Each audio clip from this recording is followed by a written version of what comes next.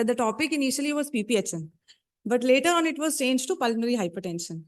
So why so? Because when we talk about PPHN, we loosely refer to the peri-transitional hemodynamics in term babies. And how to define elevated pulmonary artery pressure is very ambiguous. Unlike adults and pediatric population, there is no cutoff below which or above which we say it is abnormal. So we do not do justice to the peri-birth hemodynamics in preterm babies entirely when we use the term PPHN. So a more suitable term will be to use the word acute pulmonary hypertension if we were to capture and define the entire gamut of the changes which are occurring, mainly the elevated pulmonary artery pressure, secondly, the associated oxygenation failure, and thirdly, the most common associated RV dysfunction. So we are all familiar with a baby who is in PPHN, is severely hypoxemic, cyanosed, having a combination of metabolic and respiratory acidosis, and is hypotensive. The baby is unfortunately in a worsening spiral, and the challenge for all of us is to break that spiral. What I will talk about today is the various pulmonary hypertension phenotypes and how to systematically identify and approach them. And the second point will be a brief allude to the special scenarios in neonatal pulmonary hypertension, to which the previous speakers have already referred to in short. Now, this will be the main flow diagram which will form a crux in my talk. That what is the main pathophysiology in babies who we refer to as PPHN or acute pulmonary hypertension? It is basically an increased pulmonary artery pressure. So the problem is most commonly in the arterial side of the pulmonary circulation.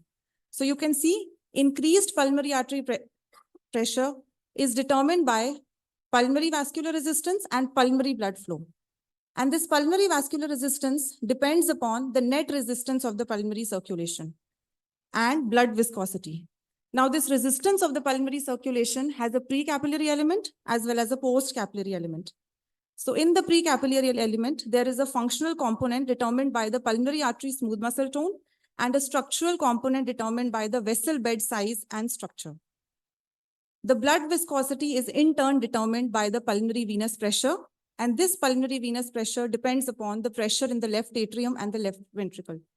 In normal common clinical scenarios, this component, the postcapillary, is a minor contributor.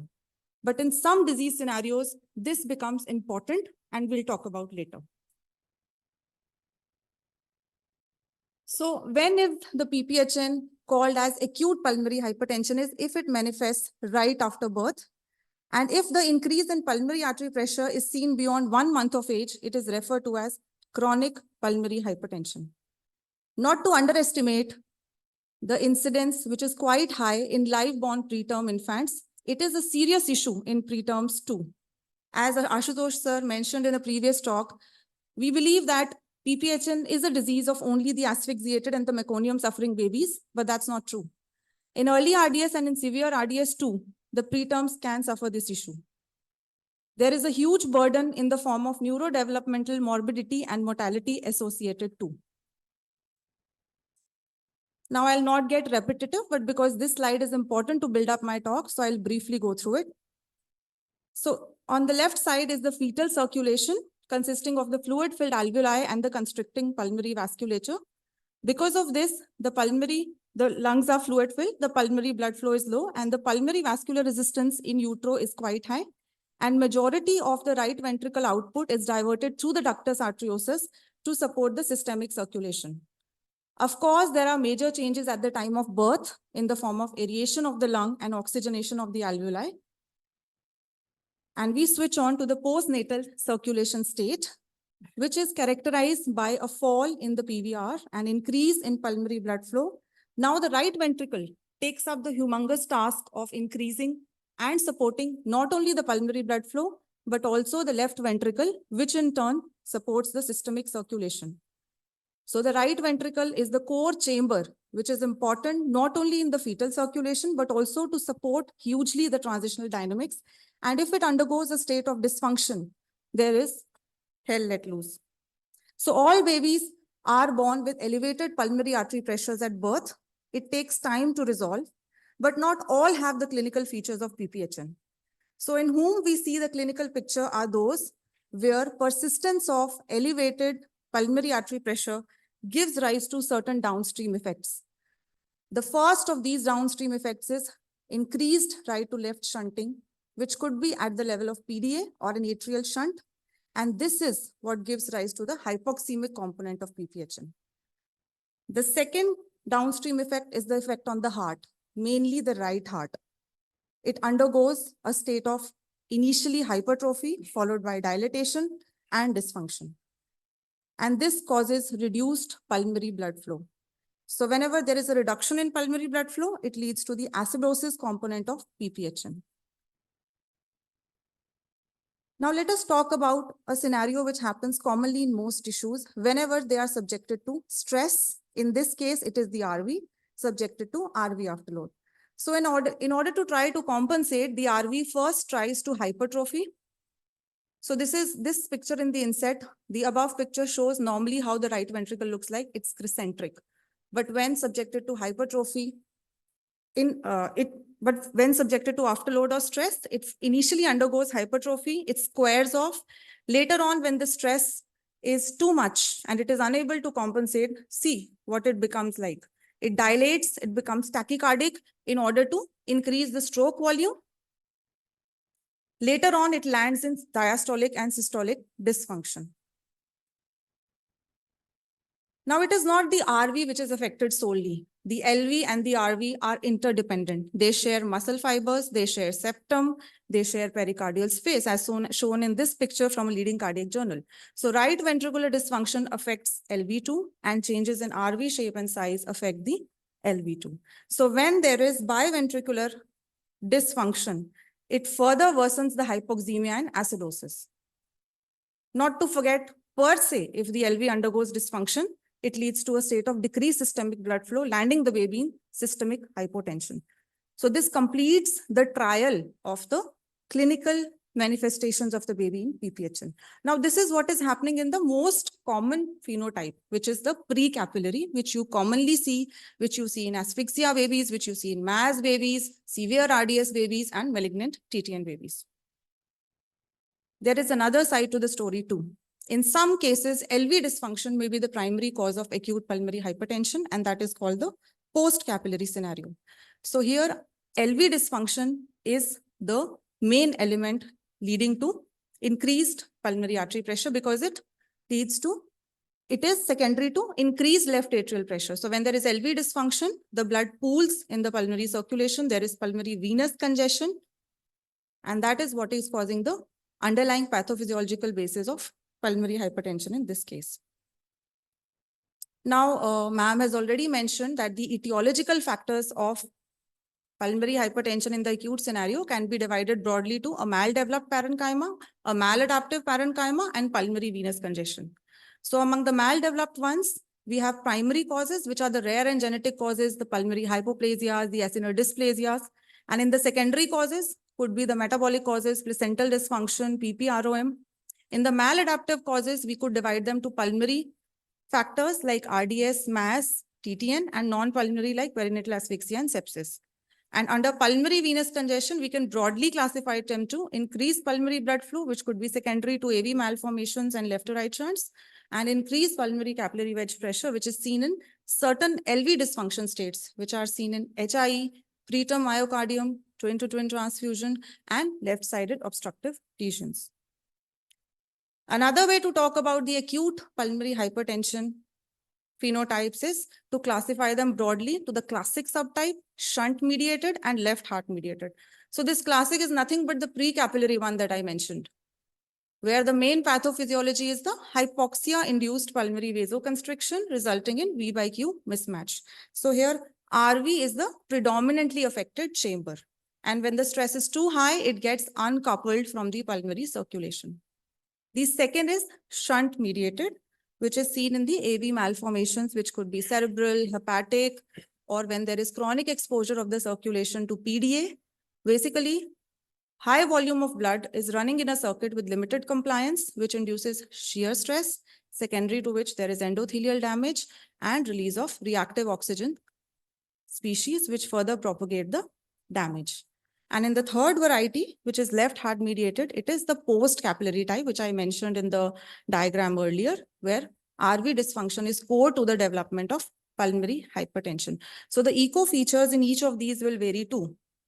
While the precapillary one will have a dilated right ventricle and a decreased LV output, in the excess blood flow or the shunt mediated, either ventricle may be dilated. And in the post-capillary type, the LV will be in a state of diastolic dysfunction, will be dilated. It is a case of and a scenario of complete LV failure where it fails to empty. So the treatment approach will vary too.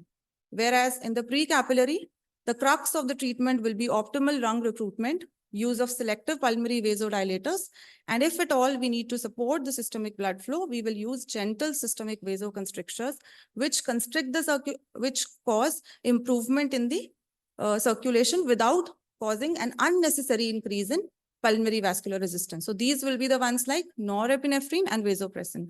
Whereas in the shunt mediated and the left heart mediated types, we have to avoid pulmonary vasodilators and support the left heart.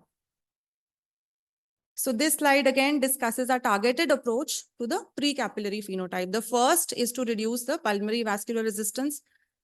And the second aim is to target hypoxia and or RV dysfunction. So our first line management along with lung recruitment will be the use of a selective pulmonary vasodilator like nitric oxide. And if at all, there is a need to support the systemic blood flow and coronary blood flow, we use a gentle systemic vasoconstrictor, which does not cause an unnecessary increase in pulmonary vascular resistance. So these are the ones like low dose norepinephrine or vasopressin. And if there is further cardiac dysfunction, that is RV dysfunction, or the pulmonary artery pressure is too high as compared to the systemic blood flow, and we need to offload the pulmonary circulation, there is a role of prostaglandin E1 to maintain the PDA. So this is the third type of the acute hypertension phenotype that I was talking about, which is associated with LV dysfunction. So here we see prematurity with LV diastolic dysfunction. The second case could be a baby with HIE, and the third could be CDH. Now this LV diastolic dysfunction is a bad prognostic factor because it is associated with higher risk of invasive ventilation and pulmonary hemorrhage within the first few days of life in preterms. So the case of CDH is special, and that is what Sir was just asking. So there is not just a precapillary, but a post-capillary phenotype too. If you see the CDH pulmonary vessels, they are thick in adventitia, media, intima. At the same time, there is a decrease in motion of the RV free fall. There is primary LV dysfunction and a secondary RV dilatation and dysfunction. So here the management will be different as compared to the precapillary phenotype. So the main aim will be to support LV dysfunction or to support the cardiac function, optimize the stroke volume, heart rate, and the role of low dose epinephrine or milrinone will come. And again, just like the precapillary phenotype, you may need to maintain the patency of PDA. If we need to offload the pulmonary circulation, for that we may be requiring PGE1. But here, excessive vasoconstriction causing agents like high dose epinephrine or high dose norepinephrine, they need to be avoided. Then coming to the chronic neonatal pulmonary hypertension, which I said was the increase in pulmonary artery pressure, which may manifest beyond 1 month of postnatal age. So the basic etiological factors will be classified again to the same headings, that is maldeveloped, maladaptive pulmonary venous congestion, and the etiological factors will be similar. But in acute, the most common cause is idiopathic and precapillary ones. In chronic, the most common cause is BPD, and whenever the circulation is exposed to shunts, which are of larger degree like AST, VST, and PDA. And in chronic pulmonary hypertension, our subtypes are again classic and shunt mediated. But in the third type, instead of the primary LV dysfunction causing states, there is systemic hypertension. So the mechanism is that it is believed that when the chambers are chronically subjected to increased afterload or stress, there is an activation of the renin-angiotensin pathway, and that leads to abnormal vascular smooth muscle proliferation, fibrosis, inflammation, and oxidative stress. And that is what is inducing a state of systemic hypertension. So not only is the LV in a diastolic dysfunction, but there is systemic hypertension too. So the treatment approach will additionally include the use of antihypertensive therapy, and there will be a potential role for ACE inhibitors and angiotensin receptor blockers. Now we'll talk about a special scenario in the chronic hypertension state, that is BPD. Now, BPD is not just a disease of the lung parenchyma. The pulmonary vasculature is affected too. There are damaging heart-lung interactions. There is a thickening of the adventitia and the smooth muscle of the blood vessel. There is an abnormal tone and reactivity in the form of favoring increased vasoconstriction and abnormal vasodilation. There is a decrease in cross-sectional area also, which decreases the pulmonary blood flow. In addition, there is RV dysfunction, LV dysfunction, and decreased oxygenation. And all this is core to the pathogenesis of pulmonary hypertension in BPD. A few pathology insights to the scenario in BPD. Now, in this panel, you can see this is one of the blood vessel. It is so thick, the media is thick, the adventitia is thick. Here, you can hardly see any pulmonary vasculature. So the vessel density is low, and there is a decreased alveolar surface area, which leads to minimal gas exchange. Now, this is the inset picture of the distal lung vasculature. You can hardly make out any symmetric pattern. So it is very dysmorphic, very unpredictable, very asymmetric. And this one is an intrapulmonary, bronchopulmonary anastomotic channel. So the clinical differentiation of acute versus chronic phenotypes is a little challenging, but it is said that in acute phenotype, you have acute cyanotic episodes, spells, hypoxemia, the pre-post ductal saturation gradients, which you see, and systolic hypotension and a poor systemic perfusion. Whereas chronic dependence on respiratory support is the hallmark of chronic pulmonary hypertension phenotypes. Of course, the diagnosis is not just clinical, it also depends upon invasive and non-invasive imaging, and it is additionally complemented by biochemical markers. So among imaging, echo is the backbone. It gives you a comprehensive assessment of neonatal pulmonary hypertension in the terms of assessment of severity of the hypertension, performance of the chambers like the RV and LV, and shunt dimension and characters. So I will quickly revise the three phenotypes that we discussed till now in both the acute and the chronic scenario. This is a normal heart. This is the resistance-driven pulmonary hypertension acute phenotype, also called as the precapillary phenotype, which we see in the common scenarios, that is MAS, TTN, RDS. And here what is basically happening is that there is a state of RV dysfunction. The shunt at the level of atria is right to left, and the right ventricle is totally uncoupled from the pulmonary circulation. And secondary to that, it can cause a state of LV dysfunction too, which can decrease the systemic blood flow and land the baby in hypotension. The second one is the flow driven. Here you can see this is a setting of vein of Galen malformation. As I said, in these scenarios, there is excess blood flow going through a circuit of limited compliance, which leads to shear stress, endothelial damage, oxidative stress. So here the atrial level shunt is left to right. But because of the excessive flow, again, RV dilatation is primary, and secondary to that, the LV is affected too. And this is the post-capillary phenotype where LV dysfunction was primary. The classic example is CDH. And in this case, there is a state of pulmonary venous congestion, which results in the picture of acute pulmonary hypertension. So these are some special considerations. So since morning, we've been thinking, why is the premature myocardium more susceptible to the acute pulmonary hypertension? Because there is a delayed drop in the RV afterload. There is a very slow decline in the pulmonary vascular resistance postnatally. The poor preterm myocardium is underdeveloped in its contractile mechanisms. There is impaired diastolic dysfunction. The effect of inotropes is less. It is poorly tolerant to changes in load. And then there is a complicating role of ductus also if present. So the treatment strategy will be to maximize the ventilation, oxygenation, recruit the lung, decrease the V by Q mismatch, and we may be requiring inhaled nitric oxide. Other special considerations are there, like the perinatal hypoxemia, ischemia, infant of diabetic mother, sepsis. So in each of these, there will be special points and common points. RV dysfunction will be the key driver in most of the pathophysiologies, but in some, like perinatal hypoxemia, ischemia, CDH, LV dysfunction takes the upper hand.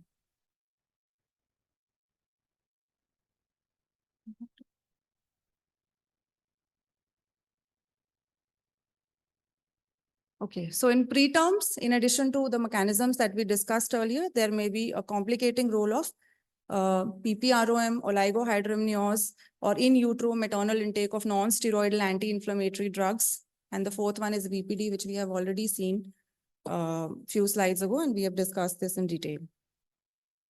So my take-home points will be the types of the phenotypes that I have discussed. And among the acute hypertension phenotypes, they will be the classic one in which lung recruitment should be the core of management. Use of selective pulmonary vasodilators should be the key, and gentle systemic vasoconstriction. Whereas for the shunt mediated and the left heart mediated, we have to avoid selective pulmonary vasodilators. And in the left heart mediated type, positive inotropy, gentle, selective, and we may require prostaglandin to support the PDA in order to offload the pulmonary circulation. And in the chronic type, similar to the classic and similar to the acute hypertension phenotypes, in the classic and shunt mediated, only the pathogenesis is of a prolonged duration, such that in the shunt mediated, there is also vascular remodeling and interstitial edema.